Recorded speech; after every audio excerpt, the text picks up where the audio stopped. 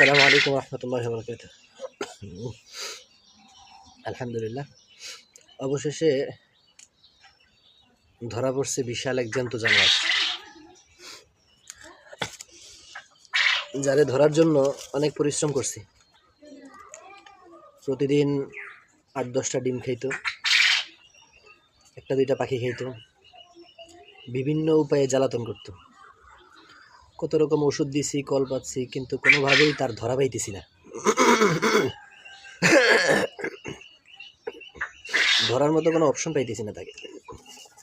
অবশেষে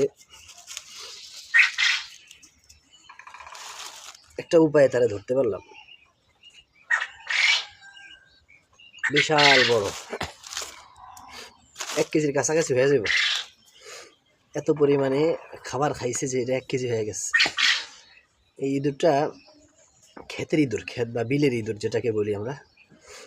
আমার খামারের এক পাশে ছোট্ট করে অল্প একটু ছিদ্র, এই ছিদ্র দিয়ে সে বাইরে যাইতো। খামারের বাহিরে যে ফিলার, ওই ফিলারের সাথে মাটির নিচে বাসা করছে। প্রতিদিন মাটি উঠাইতো, প্রতিদিন উপর নিচে থেকে মাটি উঠাইয়া ভিতরে কি নিত, মাটি উঠানো মানেই তো নিচে ভিতরে গর্ত করা, মাটি উঠাইতো, ভিতরে পাখি নিত, ডিম নিত।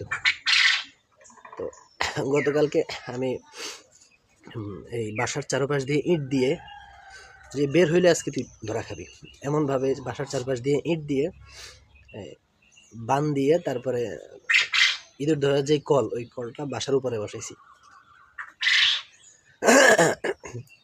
আগে লাঠি দিয়ে কতক্ষণ গুতাইছি, লাঠি দিয়ে ভিতরে খোঁচানোর পরে দেখছি যে ভিতর থেকে মানে মাটি উঠতেছে বা বের হওয়ার চেষ্টা করতেছে।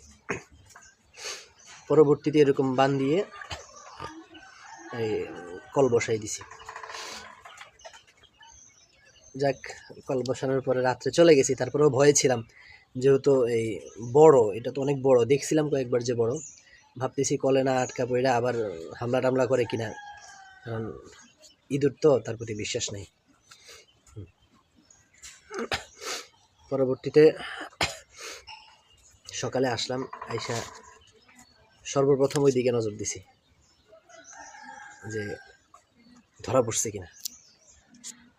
নজর দিয়ে দেখলাম এমনভাবে শোষও করতেছে যে জাতীয় সাপ যেরকম শোষ করে এরকম শোষ করতেছে। তাকে দেখলাম ইঁদুর ধরার যে কল, ওই কলে তার জায়গা হইতেছে না।